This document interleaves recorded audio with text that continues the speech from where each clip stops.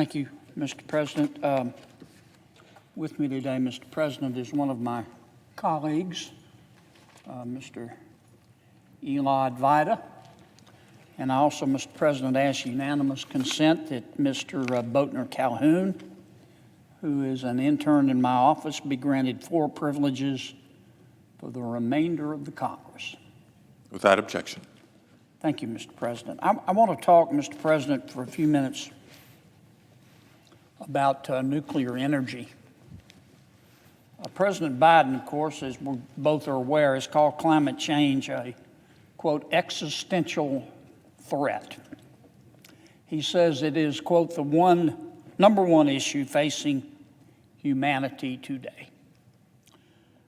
Secretary Kerry, who, as we know, is President Biden's climate envoy, has said that climate change is a, quote, life and death issue. President Biden's national climate advisor, the Honorable Gina McCarthy, believes that saving the environment is, quote, the fight of our lifetimes. But, Mr. President, if you ask many members of Congress, not all of them, I don't want to paint with too broad a brush, but if you ask many members of Congress what they think the solution to our environmental issues is, they will probably respond to renewable energy. But if we're really worried about the climate, and I know we all are, we all want clean air. We all want bright water. I suggest that we also embrace nuclear energy. Nuclear energy is not only safe, but it is clean. And frankly, it can produce more power than renewables. Nuclear energy, Mr. President, as you know, creates little or no carbon emissions. Let me say that again. A lot of people don't realize it. Nuclear energy creates little or no carbon emissions. It also creates very little waste, an extraordinarily small amount of waste. All the nuclear waste that America's commercial nuclear industry has ever produced, ever, in the history of ever, can fit into a single football field to a depth of fewer than 10 yards. Now you compare that with solar panels, for example. Solar panels create 300 times more toxic waste than nuclear plants in order to yield the same exact amount of energy. Or compare the waste from nuclear power production with wind turbine blades. Wind turbine blades are very hard to recycle, Mr. President, and they usually end up in landfills. These facts are underreported, but the fact is that solar and wind power do have their own harmful impacts on our environment. There is no free lunch, Mr. President, as you know, and you don't get one now. There are pros and cons of everything. Solar and wind can't hold a candle to nuclear power when it comes to efficiency. That's just a fact. It takes more than 3 million solar panels or more than 430 wind turbines to produce the same amount of energy as the average nuclear plant. Let me say that again. 3 million solar panels, 430 wind turbines to produce the same amount of energy as the average nuclear power plant. And these numbers do not take into account that solar panels, as we know, are useless when the sun doesn't shine. And wind turbines are nothing more than expensive paperweights when the wind doesn't blow. Also underreported, in my judgment, Mr. President, is how safe nuclear energy is. Despite what some people may think, Homer Simpson does not run America's nuclear power plants. The industry is constantly evolving to make nuclear power plants safer, to make them more efficient. In fact, we've all read a lot about small modular reactors. I'll just use that as an example. These small modular reactors are part of a very promising new generation of advanced reactors that can automatically prevent overheating. And frankly, they produce even less nuclear waste. Now, Mr. President, I want to be clear, I still believe in fossil fuels. I'm an all of the above energy advocate. But leading that pack is fossil fuels. America's economy is the largest in all of human history, and it can't run without oil and gas. Louisianians know this, and most Americans know this. The people of Louisiana serve our country pretty well by contributing to our energy independence, and I'm very proud of that. Last year, Louisiana supplied 9% of America's marketed gas. And Louisianians understand, as do I think most Americans, that giving up on fossil fuels would not only destroy jobs, it would ruin the economy. But I want America to use every advantage that it has. I want America to use every energy tool at its disposal. And that's why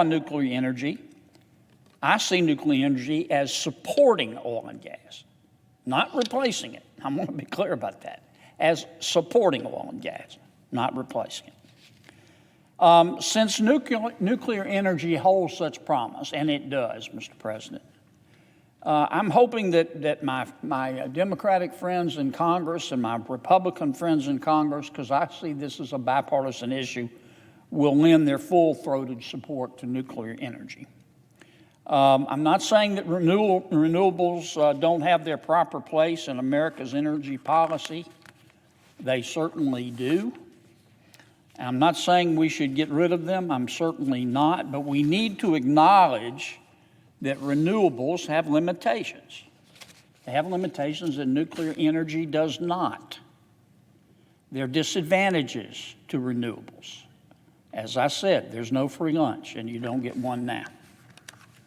Now, that for some people, that's a lesson that needs to be repeated. I take note, I say this gently, but the Democratic Party platform, for example, calls for installing 500 million solar panels, and 60,000 wind turbines over the next 5 years. This will occupy a lot more land and actually create less energy than building new nuclear reactors. That's a fact. Some small modular nuclear reactors are roughly twice the length of the average school bus. Twice the length of an average school bus. Wind farms, on the other hand, can eat up more than 19 square miles. That's about half the size of Disney World.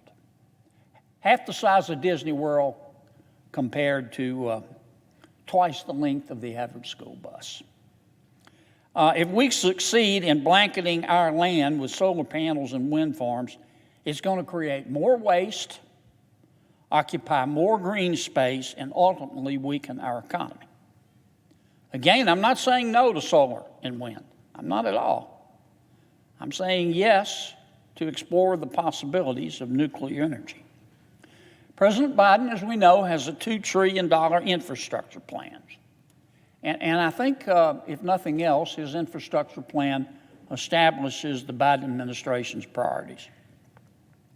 His plan does call for $61 billion in initiatives that includes investments in advanced nuclear technology. I'm not sure I agree on the amount, but I like the concept, and I find that to be prudent. But it also asks for 3 times that amount, $174 billion, to support electric vehicles, electric cars. I suggest that nuclear energy has more of a place in energy future, and it's something that we ought to talk about. Other spending bonanzas in President Biden's plan include a $213 billion investment to give 2 million buildings a Green New Deal makeover, and $100 billion to make our schools greener. These are not going to have a more meaningful impact on our environment than exploring nuclear energy. They're just not. I know, Mr. President, that nuclear energy sounds too good to be true, and I don't want to oversimplify the circumstances. Nuclear energy has its drawbacks, but nuclear energy is powerful. Nuclear energy is safe. Nuclear energy is clean. And by building up our nuclear power capabilities, the United States can create more jobs, the United States can strengthen its economy, and the United States can ensure its place as a world leader on energy. And we can do all that without reducing, or we can do all that while reducing carbon emissions. I hope my colleagues will come to embrace nuclear energy as the efficient, green energy source that it is, and that the United States Congress can work with the White House to improve America's standing as an energy juggernaut.